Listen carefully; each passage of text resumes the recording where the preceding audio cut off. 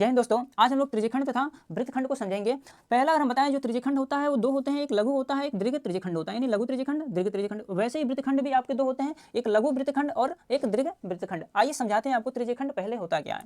तो अगर हम एक वृत्त बनाते हैं और इस वृत्त का केंद्र हम मान लेते हैं O है, और इस केंद्र से अगर हम दो त्रिज्या खींचें तो देखेंगे कि यहाँ से एक चाप ये है और इस चाप के द्वारा और इस दोनों त्रिज्याओं के द्वारा एक क्षेत्रफल डिजाइन हो रहा है, यानी एक क्षेत्रफल छायांकित कर दें तो एक क्षेत्रफल ये क्षेत्रफल और दूसरा क्षेत्रफल आपका ये बन रहा है बड़ा वाला। तो जो बड़ा वाला जो क्षेत्रफल आपको दिख रहा है बड़ी चाप के द्वारा, इस बड़ी चाप के द्वारा इसे बोलते हैं हम लोग क्या, दीर्घ त्रिज्यखंड। और इस छोटे वाले भाग के चाप के द्वारा, जो छोटे वाले भाग चाप के द्वारा जो भाग छायांकित हुआ है, इस भाग को हम बोलते हैं क्या, तो लघु त्रिज्यखंड। क्या बोलते हैं? लघु त्रिज्यखंड बोलते हैं। वैसे अगर हम बात कर ले वृत्तखंड की, तो वृत्तखंड में अगर हम बात करें आपको, तो एक वृत्त हम जैसे ही बनाए और वृत्त की एक क्या है, तो केंद्र है। क्या है? तो वृत्त की केंद्र है। अगर हम इस वृत्त में अगर कोई भी एक जीवा खींच दें तो इस वृत्त को क्या कर देगा, दो अलग अलग भागों में डिवाइड करेगा। तो जो इसमें छोटा वाला क्षेत्रफल दिखाई दे रहा है आपको, जो हम छायांकित कर रहे हैं, ये होता है क्या, आपका लघु होता है, यानी लघु वृत्तखंड कहलाता है।